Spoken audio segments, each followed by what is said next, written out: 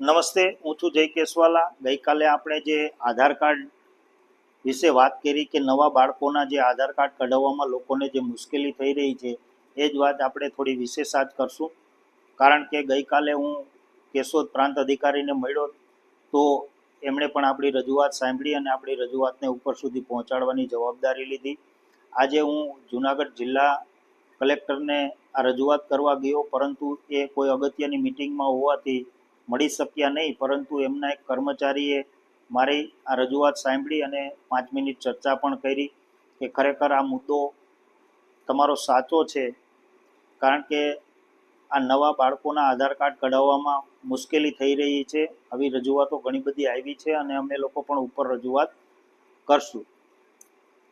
એટલે હું તમામ વિડીયો જોનારા લોકોને, નવા આધાર કાર્ડ કઢાવનારા લોકોને કહેવા માંગુ છું કે હમણાં કોઈ આધાર કાર્ડ નવું કઢાવવા માટે ધક્કો ન ખાશો જ્યાં સુધી આ સરનેમ જે આગળ આધાર કાર્ડવાળા આગળ માંગે છે અને જન્મ તારીખના દાખલામાં સરનેમ પાછળ છે, એ બંનેનો કોઈ નિવાડો ન આવે ત્યાં સુધી આપણે ધક્કા ખાઈ અને કોઈ ફાયદો નથી.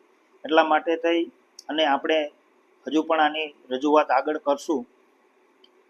જે જન્મ મરણ નોંધણી શાખા છે એ ગુજરાત રાજ્ય સરકારના વિભાગ દ્વારા થઈ રહી છે અને આધાર કાર્ડની જે કામગીરી છે એ કેન્દ્ર સરકારના વિભાગ દ્વારા થઈ રહી છે.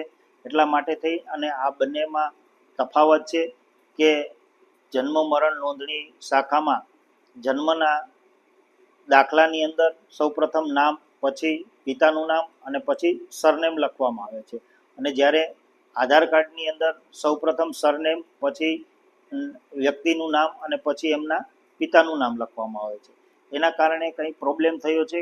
કારણ કે આધાર કાર્ડ છે એ ટેકનિકલ બાબત છે અને એ કોઈ ટેકનિકલના કારણે એ સરનેમ છે એ પાછળ લખી શકતા નથી. અને જે જન્મ મરણ નોંધણીમાં કોઈ કામગીરીને એવી કોઈ કામગીરી હશે કે એના કોઈ એવા કામો હશે જેમના કારણે એમને સરનેમ પાછળ રાખવાનું નિર્ણય લીધો હોય. એટલા માટે થઈ આ બંનેના તફાવતના કારણે લોકોને મુશ્કેલી થઈ રહી છે અને સરકાર વહેલી તકે આ મુશ્કેલીને દૂર કરે એવી મારી નમ્ર વિનંતી છે. કારણ કે અત્યારે ગુજરાતની અંદર તો આપણે બધા જોઈએ છે કે આમ તો આપણા ગુજરાતના લોકો તો જ્યારે તરસ લાગે ત્યારે કૂવો ખોદવા નીકળે એના જેવું છે કે આધાર કાર્ડની જ્યારે ખાસ જરૂર પડી હોય ત્યારે આધાર કાર્ડ કઢાવવા માટે દોડતા હોય છે. કોઈ આયુષ્યમાન ભારતનું આરોગ્યનું કાર્ડ છે એમાં જરૂર પડી હોય અથવા તો અન્ય કોઈ કામોમાં, દાખલાઓમાં, ક્યાંય શિક્ષણમાં જરૂર પડી હોય ત્યારે આધાર કાર્ડ કઢાવવા નીકળતા હોય છે. અને આવું 1-2 મહિનાથી ચાલે છે, જેથી કરીને આધાર કાર્ડ નીકળતા નથી.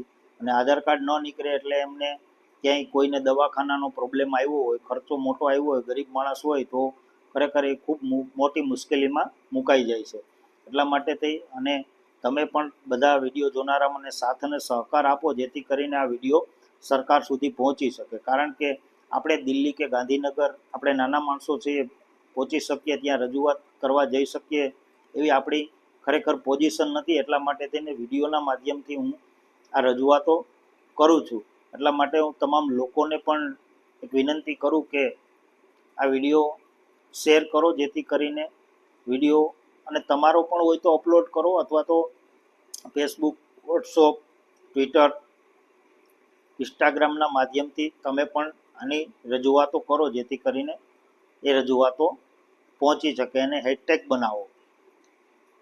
કારણ કે અત્યારે નાના માણસો પાસે ખરેખર ત્યાં રજૂઆત કરવાનો સમય પણ નથી અને સંજોગ પણ નથી.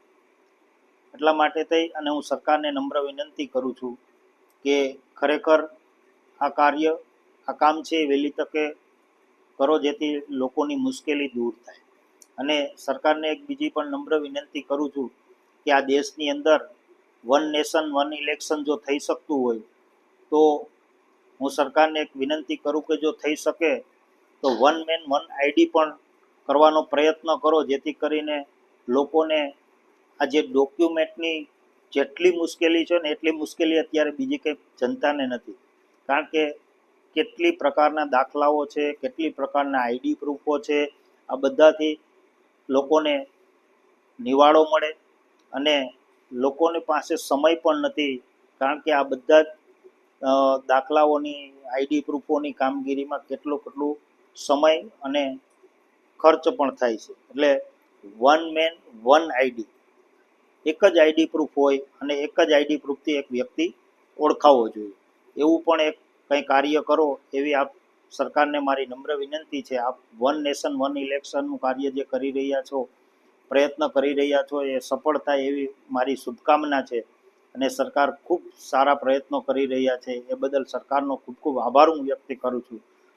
આટલું કહી અને વિરમું છું. જય ભારત, વંદે માતરમ, ભારત માતા કી જય.